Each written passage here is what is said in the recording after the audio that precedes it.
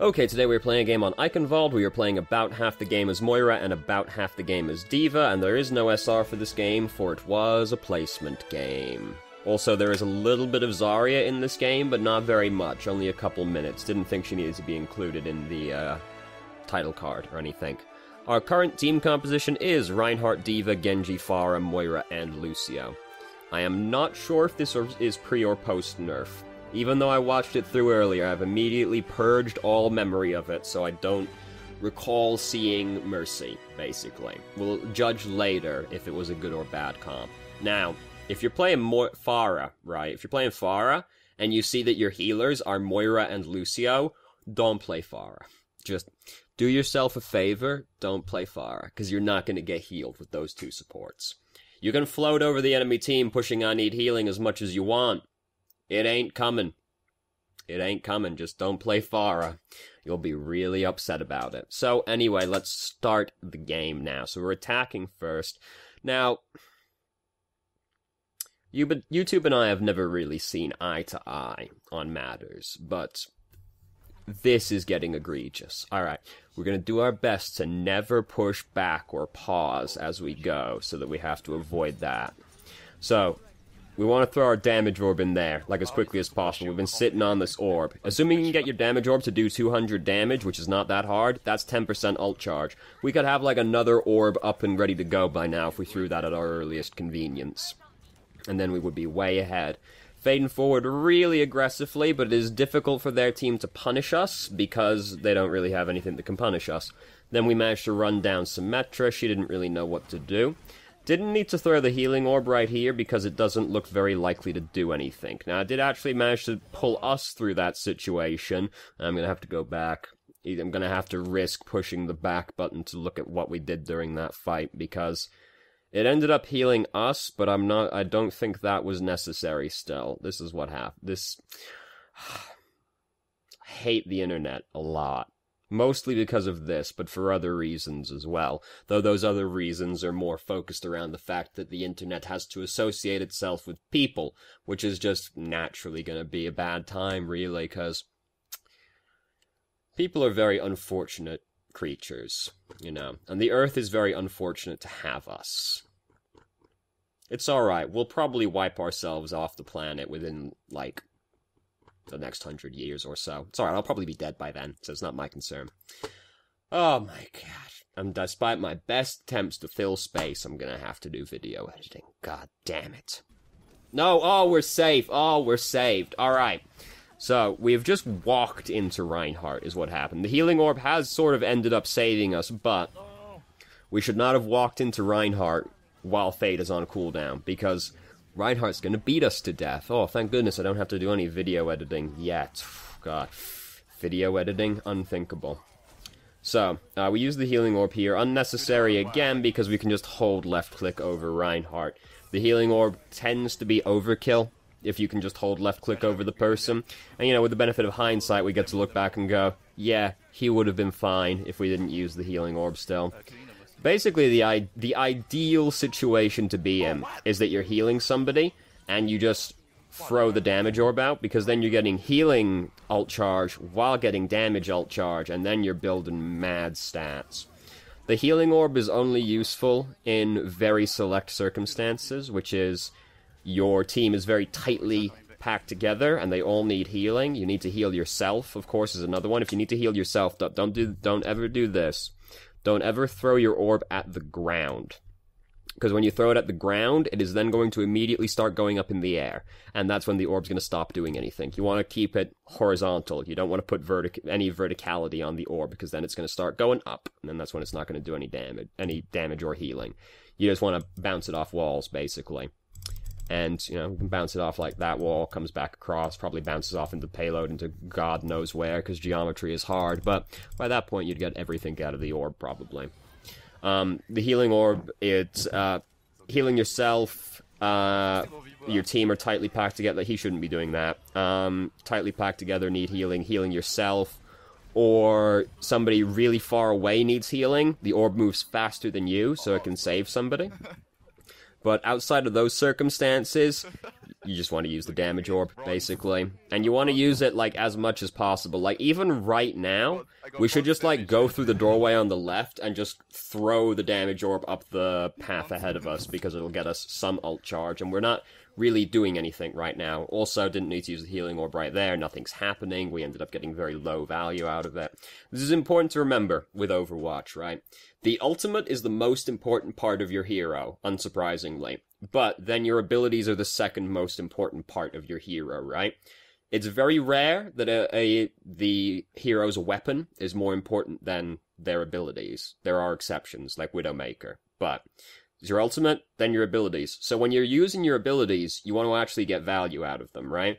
This is most commonly seen with, like, soldier players who will put their biotic field down and then immediately leave it behind. That is a 15-second cooldown that you put down, left behind, and therefore gained 0 value out of. That's very poor.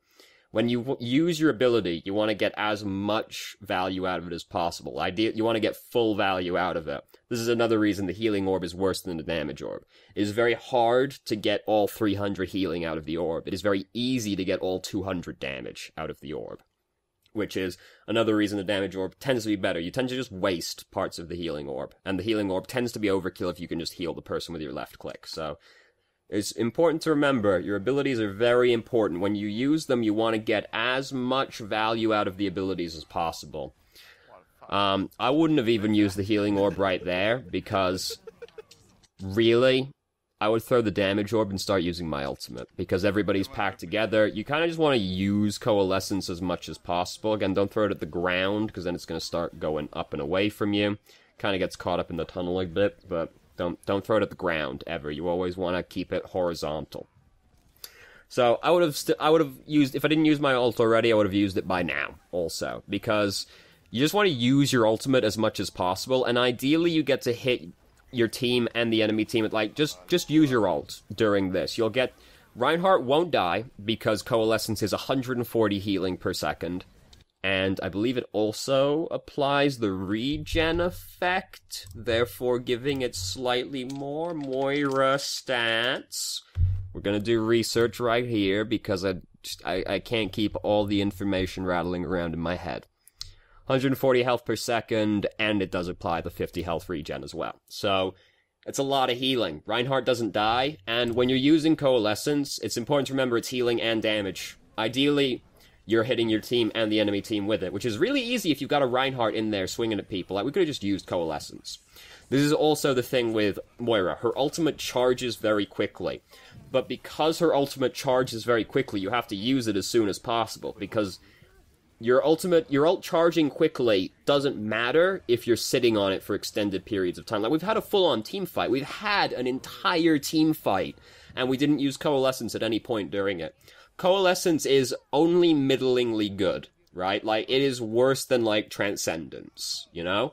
The benefit it has over Transcendence is it has an aggressive component, which Transcendence doesn't have. That's purely defensive. And it charges really fast. So we've got to use it as much as possible. Like, just use it now, honestly. Like, you'll kill these fools with it, and you'll make sure your team don't die as well. It's very, don't really use it for just don't use it just aggressively very often, because it's a better healing ultimate than it is a damaging ultimate. It's 140 health per second healing, but it's only 70 health per second damage. So we're right up on this Zenyatta, and he doesn't like it very much. We also don't really want to be, like, near people, because that can happen. Moira's right-click is 20-meter range. You can be really far away from people and still be doing damage. You don't do more damage for being close to them. So you usually want to be far away, because you being closer to somebody only makes it easier for them to kill you. It doesn't really help you in any way. Moira's healing is also, the range on that is 15 meters, by the way. For comparison, Mercy's tether is 15 meters.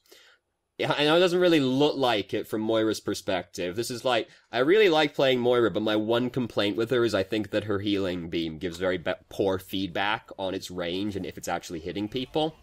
That's like the only complaint I have, though. No need to use the healing orb right here, really, because we could have just used our ultimate. We could have used, like, no lie, over this period that we've been sitting on Coalescence, we could have used it, like, 3 times.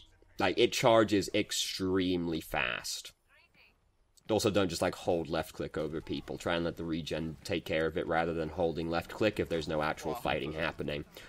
Also, use your healing orb way less. He shouldn't have done that. He tried to put tac visor on. That's a mistake. What a poor use of company resources. Use your healing orb way less. The healing orb is very bad. We like the damage orb. We don't really like the healing orb very much. We could have used... I'm very upset that we've been sitting on this Coalescence for so long. I'm actually distraught that we've been... We kind of got crushed by the rubble right there, but it's alright, you know, it's no big deal. You know, we're pretty hardy people in this game. I'm very upset by how long we've been sitting on Coalescence. Like, you can use it now. Like, you can use Coalescence to try and start a fight, because it has the aggressive component, and your team can go in with the healing part of it as well, because you're going to be doing damage to them, and you're going to be healing your team as well, so you can use it, like... It's very hard to waste Coalescence. It lasts a long-ass time, and it's got an aggressive component. We have finally used it. We could have used it, like, 3 more times over the course of this game so far. And, this is a thing in general with all heroes, really, is that, like, you want to use your ultimate as soon as you can. And the reason for that is you want to start working on your next ultimate.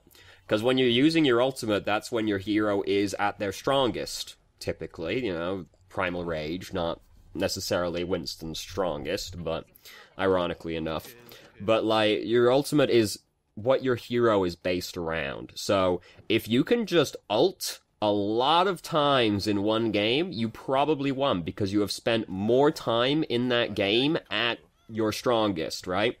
If you're playing Genji and you Dragon Blade like fucking 12 times over the course of a game, holy shit, you have spent like half the game at your strongest, right?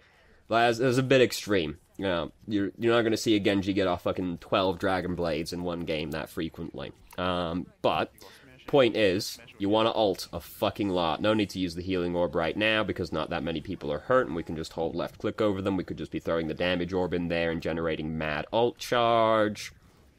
Like, we could have our ult right now. Even here, like, honestly, don't need to use the healing orb, because, like, not that many people on your team are actually hurt. So you get to fade out, and then we get to hold Coalescence over them. Unfortunately, it doesn't save them from Pulse Bomb, because Grav Pulse Bomb is very, very strong. Okay, we threw the damage orb. I was about to be upset again if we threw the healing orb. I'm just very distraught that we've only used Coalescence twice. No, we might have used it 3 times. Like, we've used it shockingly few times. Moira, the way Moira wins games is by using her ultimate a lot. Because Moira herself, like, if you're talking, like, damaging supports, Zenyatta is technically better. And if you're talking healing supports, technically Ana is better, but we all know, the thing that Moira has is that she does healing, she does damage, and she gets her ultimate really fast. The way you, like, win games as Moira is by using your ult a lot. We have used our ultimates shockingly few times. We could have probably used double the amount of ultimates we'd used in this game if we used them, like, at the first opportunity. And we are then, like, using our damage orb to build ult charge as much as possible. Every damage orb is 10% ult charge. Plus everything else.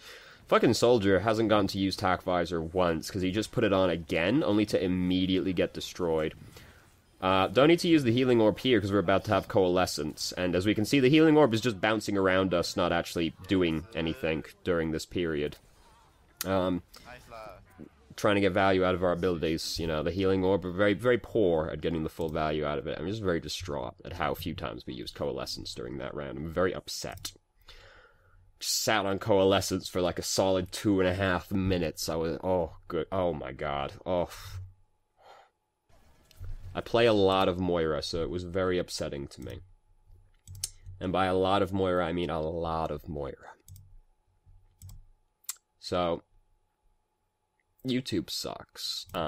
Just like, in general, just, you know, so everyone knows that my stance on that hasn't really changed, because, I mean, you know, my internet's pretty good, you know, like, it's alright. It's no fucking Google Fiber or anything, but it's pretty good. But, nope. Too much to ask. Can't be done. Just can't fucking be done. Oh my god, am I gonna have to do video editing? Anything but that. Jesus Christ. Oh god, I hate video editing. That's why I don't upload more, like, random footage. Because, oh Jesus Christ. Here's a tip, right? If you wanna make videos, but you hate editing like me, just make a lot of videos, right? Because here's the thing. If you only upload, like, one video a week or whatever, people expect that video to have quite high production value. So if you upload one video a week, but you've done very little editing to it, people will be like, oh, look at this lazy asshole. But if you just upload a video a day that has some editing in it, people go, oh wow, he's really hardworking. No, recording the video is fucking easy. It's the video editing part that is laborious and horrible. So there's a pro tip. Upload a lot of content if you don't want to do editing. Because then people just look at the volume and they go, oh, he's really hardworking. Nah, this is the easy part. This is the easy part right here. So, we're playing D.Va now, and we will go back to Moira later, but we have entered the D.Va segment. So, somebody's whizzed past us. Oh my goodness, lots of people coming in really fast. Who's the other tank? Winston? That's not great, having both the dive tanks defending on Eichenwald, because that makes it very hard to hold the choke point if you have two dive tanks. And the reason that Eichenwald's first checkpoint is hard to take is because the bridge is so hard to get through. Orisa or Reinhardt would have probably been better in this situation. Because we want to keep them behind the choke point. As is generally the point. It's just hard to hold choke points when you've got dive tanks. So, now, there's a lot of shit happening around us very quickly. There's a Genji off somewhere. We're dealing with the Tracer right now. Fortunately, D.Va's gun, very spammy, so it makes it quite easy for us to deal with Tracer. We can just kind of like hover in her direction. We're gonna get her. So here comes Reinhardt. We can get back in our mech. Wonderful. Managed to kill Tracer. Tracer felt very upset about that, I have no doubt. And, hold off. Alright, now go back into laying into her. They've, like, lost this fight. They lost this fight a while ago, honestly, and, like, they've just kind of been, like, laboring over it for a while. Got stuck, didn't die, managed to not kill Winston either, despite being right next to him. Now they're coming back again, they're starting to reform. Tracer has just killed Pharah, which is very depressing, but Lucio has just killed Tracer, which is also depressing, honestly. Oh no, we've been Earthshattered. And we don't have any way to block Earthshatter. Well, Winston can, but I mean, we don't have a consistent way to block Earthshatter, so that's very upsetting. We're gonna throw our ults up into the air, and it will accomplish nothing.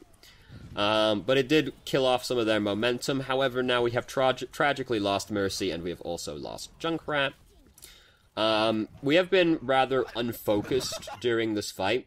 The thing with D.Va is that she does a lot of damage, right? This is the thing that D.Va has over Winston. D.Va does a fucking lot of damage, and she does a lot of burst damage as well, because when you float into somebody's face, just like flying into them with boosters and then punching them is 55 damage. And then you factor in the fact that while you're flying at them, you're using your missiles and you're shooting at them, like, you do a lot of burst damage. So really, you want to find, like, the squishy targets and just, like, go in on them. You can fight tanks as well, like, Reinhardt's here right now, we can fight him, it's no big deal. Don't punch him, like, your gun, just, like, holding down left click is going to do more damage than you punching the dude. Someone like Winston, punching to finish them off is, like, a thing, because the punch is more spike damage than, like, Winston's left click is. D.Va has shotguns. You left-clicking Reinhardt does more damage than you stopping to... Like, you just meleeing him now and then is making you do less damage to him. Just, like, lay into him with the left-click. When you're baby D.Va, try not to get super close to people, because the idea is that you back off until you can get back in your mech, but that's, like, a bad situation to be in. But also, so, you kind of... When you're playing D.Va, you want to find, like, the squishy targets, and you want to kill them, right? Because here's how it goes with D.Va. You've got... Top of your list of priorities is kill people on high ground. And then, right below that, is kill people who are out of position or by themselves. The person on the high ground will usually also fall into category 2, because people on high ground tend to be by themselves. They've got, like, maybe 1 or 2 people with them, but, like, you see soldiers sitting up on the high ground, not many people are going to be with him. You go up there, you spike him to death. You go up, you find somebody out of position, you go in there and you spike him to death, because you do a lot of burst damage. So really, you want to the thing I'm building up to right here is basically you want to focus on one target. This is an absolutely amazing graviton. We're going to risk pushing the back button to watch that one again. As we can see, we've immediately regretted pushing the back button. But the moral of what I was building up to was just, like, focus on a target and try to kill that motherfucker. Preferably a squishy target. You can fight tanks as D.Va. D.Va's good at fighting tanks still, because she has dual infinite ammo automatic shotguns, so she's quite good at killing tanks. They don't do as much damage as Reapers, of course, but you still do a lot of damage to tanks. That's also the thing D.Va has over Winston. Winston can't fight frontline heroes. It's just not possible. I mean, okay, it's possible, but it's like you're the last thing on your list of priorities, right? You don't fight frontline people unless there's nothing better for you to be doing. D.Va can fight frontline heroes and actually kill them. Man, YouTube is just the absolute worst, isn't it? You know? It's unfortunate it's what we're going to have till the end of time. Well, Twitch is in competition with YouTube. Nah, not really. Not really. YouTube tried to enter competition with Twitch at one point, and that didn't go super well for YouTube, did it? Like, who thinks about YouTube gaming, right? Come on. So anyway, we've gone back really far. Look at that. It just fucking lobs it across the world.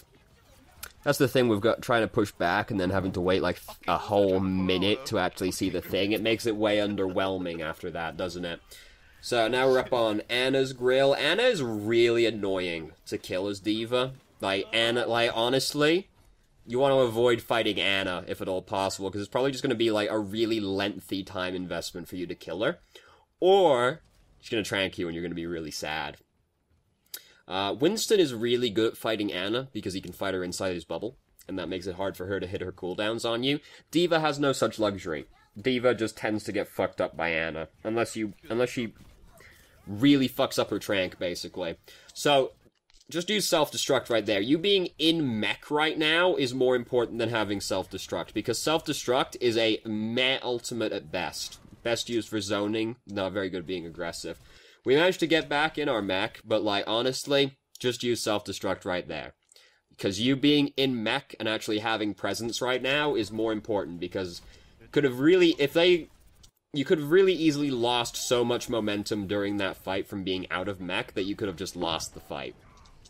And you could have also not gotten back in the mech if they like went on you more decisively. This of course didn't happen, but that can very easily happen. Fortunately, kind of just like they didn't really do much of anything, honestly, so it was really easy. Soldier used tac visor and for once didn't immediately die.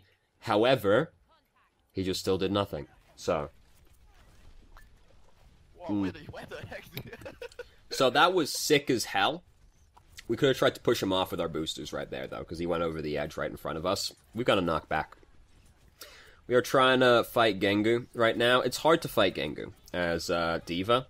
You honestly, like, what Gengu is going to try and do is, like, flip around you point blank so that it disorientates you trying to track him. Usually, best thing you can do is, like, push him back with boosters, punch him as well to do some, like, extra damage, or, like, knock him back with the boosters. Then you got a little bit more space to actually fight him with. D.Va's guns, I believe, need 10 meters before they actually start suffering fall-off damage. Hold on. We're gonna do more research live on the air right now. I'm pretty sure it's 10 meters. Like, it's surprisingly long for shotguns. Yeah, fall-off range starts at 10 meters, max is 20. So you can fight Genji from quite far away, actually. Genji being, like, point-blank to you is honestly helpful for Genji, because then he can fan right-click all shots into you, and it will be really unfortunate. You won't like it very much. Oh no, I've closed all the wrong tabs. Jeez. Oh god. Oh no. Nothing good ever comes of doing research. Alright, so. Back over here now. Come the fuck on, YouTube. All I did was pause it. I didn't even push backwards or forwards. Oh my god. What was it? There's a thing over here. Someone made a comment. You should make a flowchart for each character. Oh god. I'm not nearly good enough at all to hear. That would be like a massive time investment. So, fighting, currently. Our Lucio's been bumped off. Very sad. We should be worrying about this Pharah. Because there's a Pharah behind us fucking people up, and we didn't pay any attention to it at all. We, as D.Va, do have to worry about Pharah, and we're the only one on our team who can actually kill Pharah. Even if you don't you don't even have to kill the Pharah as D.Va, because your body is part of the projectile. You float up into the Pharah's face, you're shooting her still, and you fuck her up. You make her play passively, because you've done like half her health and damage, at least. So you make her play more passively just by harassing her. We have to be worrying about Pharah as D.Va. Especially when we're like the best person on our team to actually fight her. So we've got self-destruct right now. Honestly, I don't use self-destruct like that, because I'm not really a big fan of like doing that with self-destruct, because really you just like roll the dice on if you actually kill people. I'd be more concerned in staying on the point for longer, so I would have honestly saved it to get a new mech after that one broke. But in that case, we rolled the dice, and we got 2 kills off of it, even though one of them was Reinhardt, which is quite surprising, honestly. Lucio shouldn't be doing that. We got tranked, so that makes it rather difficult for us to actually punish him. Oh no, Genji's using Dragon Blade.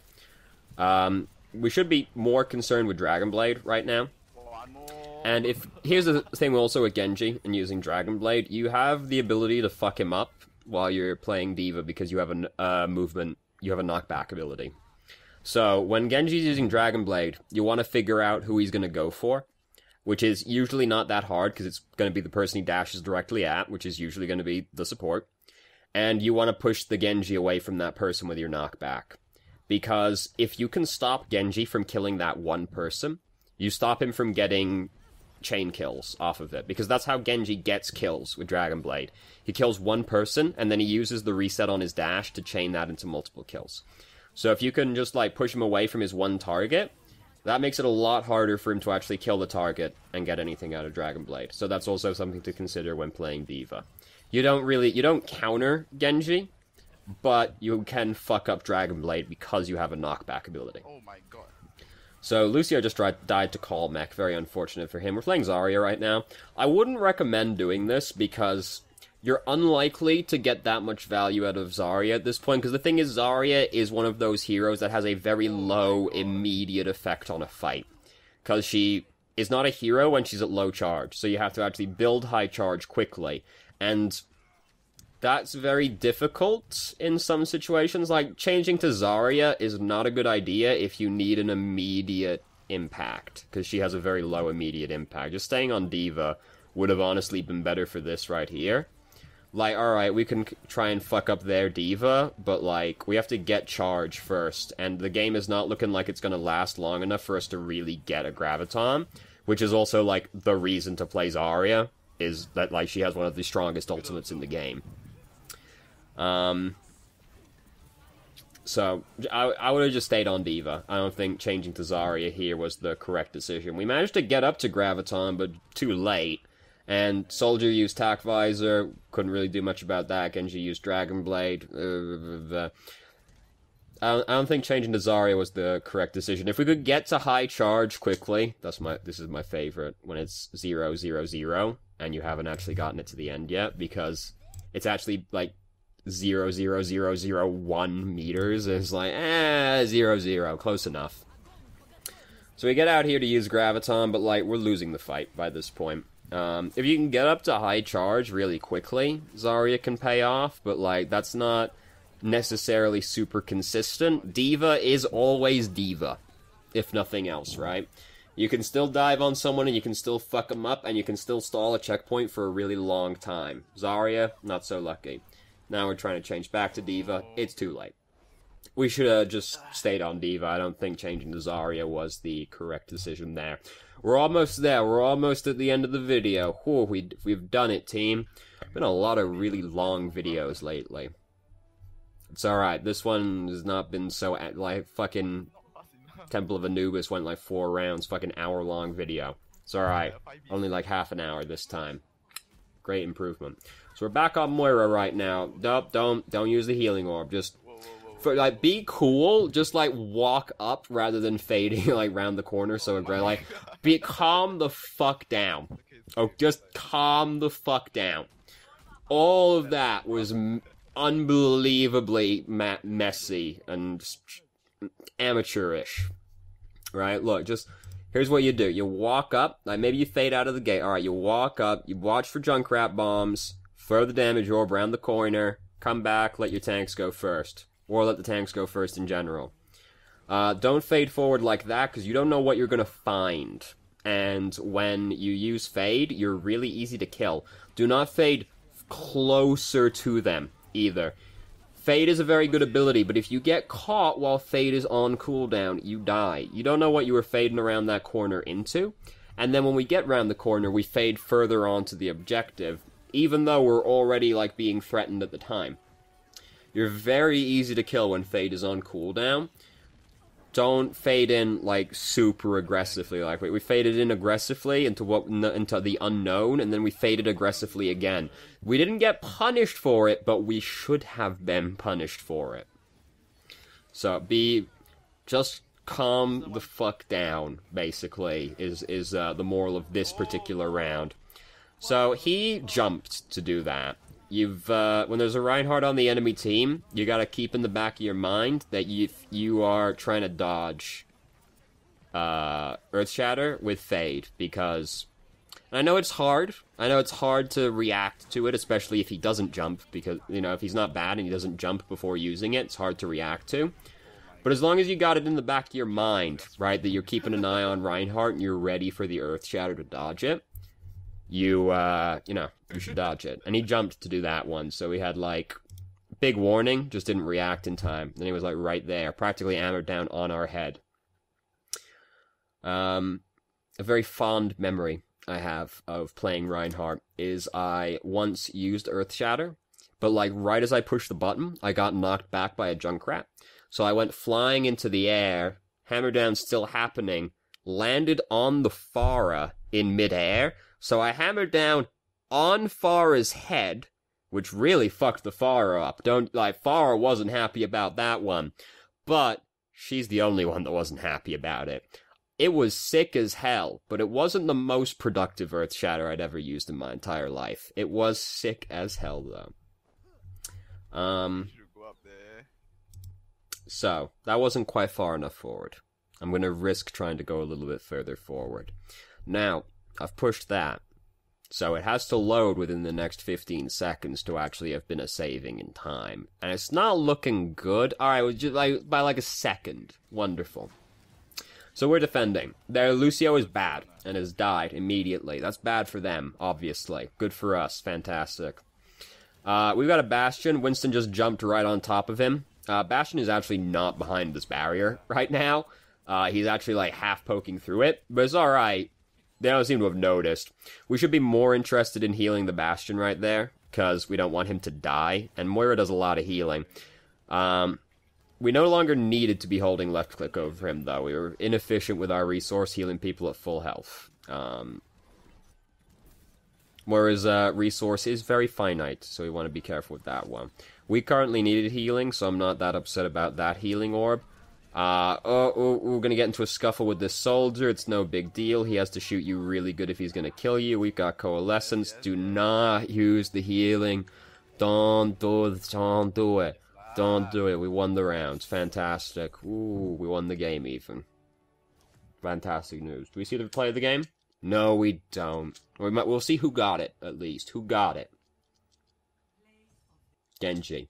That's not too surprising, actually, is it, in hindsight? Things that stand out the most in this game. Fucking smoke them if you got them. Use Coalescence. Moira wins games by using Coalescence a lot. Use Coalescence. Don't sit on it for very extended periods of time. You only gain the benefits of having a fast charging ultimate if you use your ultimate fast, so you can start charging it again. It is, in general, all heroes, you want to use your ultimate at the earliest opportunity so you can start working on the next one. The exception is if you're trying to combo. Like, if you're playing Zarya, and Tracer's like 15% away from having Pulse Bomb, alright, save the Graviton to use it with that. But, if you're not trying to combo your ultimate, just use it as soon as you see an opportunity. Now, you can take that too far the other way. Don't use it frivolously. You want to still get a meaningful impact out of it. But, use your ultimate at the first good opportunity you see. And then the other one is use Healing Orb way less, Damage Orb good. just in general, just try to think that remember you're trying to get as much value out of your abilities as possible. You don't want to waste resources, right? So you don't want to waste your cooldowns. You want to get as much value out of them as possible. So if it's an ability like the damage orb, you want to use it on cooldown because you want to use it like as frequently as possible so you can get as much value out of it as possible. You don't really want to be sitting on the cooldown for an extended period of time. Movement abilities are different because you need to use those defensively and aggressively. So you don't use Fade on cooldown because that's not where the value from Fade comes from. The damage orb you want to use basically on cooldown because you're trying to get as much value out of that over time. Like, this is how you end up having gold limbs and gold damage as Moira. You're just using the damage orb and coalescence a lot, so you're doing like a lot of AoE damage to people over time. And then over the entire course of a game, you'll have very big numbers, but Moira is one of those heroes that puts up very big numbers, but she does so by being efficient over the entire course of a game. And then by the end of the game, you sit and you look back and you go, fuck, I got gold damage and gold healing. Good job, me. There's not an immediate effect. You have to be efficient throughout the entire game to get to that point, basically. So, anyway, thank you very much for watching. If you did, if you have any questions, feel free to ask. I'm more than happy to answer. Join our Discord if you haven't already. You can ask me more questions more directly. We can have some fun shit posting. You know, sometimes we have productive conversations, but we do a lot of shit posting. And I hope you found the video helpful.